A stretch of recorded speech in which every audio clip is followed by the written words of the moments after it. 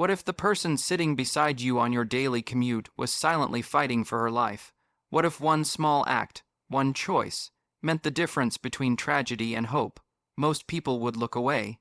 But one man didn't, and because of him, she's still alive today. Every morning at 7:45 a.m., Mia boarded the same old blue train from Station 12. She always chose the second coach, left side, next to the window. It wasn't because she liked the view. It was because she needed support to lean against when her dizzy spells came. Nobody knew Mia was sick. Not her coworkers, not her neighbors, not even the fellow passengers she saw daily. She was young, only 27, and always wore a calm smile. To the world, she looked fine, but behind that smile was a body growing weaker each day. She had been diagnosed with a rare heart condition months ago. Doctors warned her to take rest, but rest was a luxury she couldn't afford. She lived alone in a tiny apartment and worked double shifts just to cover her hospital bills. Some days, she skipped meals to save money. Other days, she simply didn't have the strength to eat. But still, she carried on. That morning, the train was unusually crowded. Everyone was glued to their phones, half awake, half lost in their own worlds. Mia stood near the door, gripping the metal pole tightly. Her vision blurred, and her heartbeat echoed in her ears like thunder. She wanted to sit, but there was no space. She whispered to herself, "Just a few more minutes. Just hold on." Her breathing grew shallow. Sweat trickled down her neck. She tried to take deep breaths, but the air felt thin, like she was drowning. Across from her stood a man in a gray coat, mid-30s, reading a newspaper. He glanced at her for a split second, just long enough to notice her trembling hands. But like everyone else, he looked away. Mia blinked rapidly, trying to stay conscious. She didn't want to cause a scene. She didn't want people staring. She didn't want pity. But her body could no longer pretend.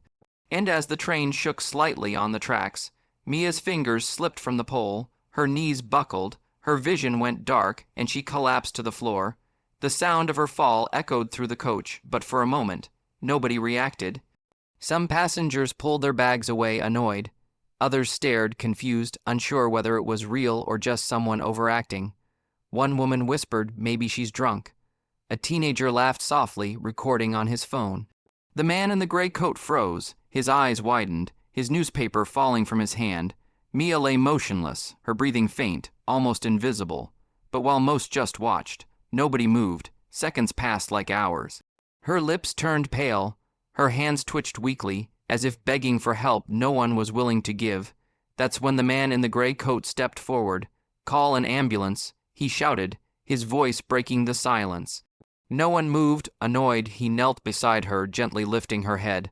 "Miss, can you hear me?" No response. He placed 2 fingers on her neck. Her pulse was weak, fading. He looked around desperately. "Does anyone know CPR?" Still silence. A woman muttered, "We might get delayed if we stop the train." That sentence cut through the man like a knife. How could people be so indifferent? His jaw tightened. "Fine, I'll do it myself." He laid her flat, tilted her head back, and began chest compressions. "Come on, breathe," he whispered. No one else helped. No one else even tried. But he didn't stop.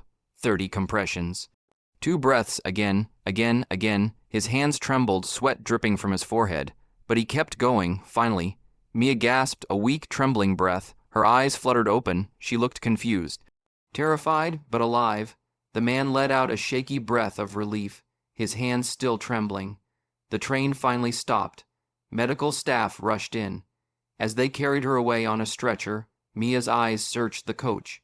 She found him, the man in the gray coat. Their eyes met for a brief moment. A silent thank you, he nodded, and disappeared into the crowd.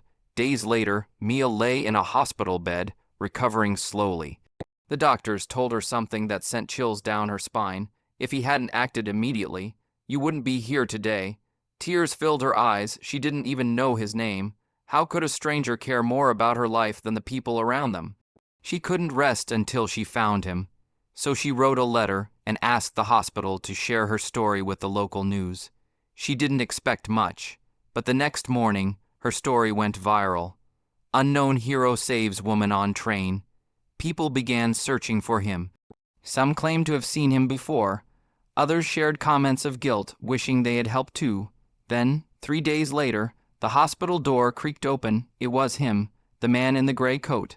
He stood awkwardly at the doorway, unsure if he should enter. Mia's eyes filled with tears. She whispered, her voice trembling. You saved me. He stepped inside, his expression soft. I just did what anyone should have done. She shook her head. No, you did what no one else did. Silence filled the room, but it wasn't empty. It was warm, grateful. With trembling hands, she held out a bracelet. A simple silver band. I don't have much, she said, tears streaming. But I want you to have this. He smiled gently and took it. You don't owe me anything, he said. I know, she replied, but I want to. They talked for hours, not as strangers, but as people who had shared a moment that bound them forever. Before he left, she said one last thing. You didn't just save my life. You restored my faith in humanity. He paused, then whispered, sometimes all it takes is one person to remind the world what kindness looks like. Kindness is not about grand gestures. It's about choosing to care, even when no one else does. One small act can save a life. One moment of courage can awaken humanity in others. Be that one person, because the world needs more of them.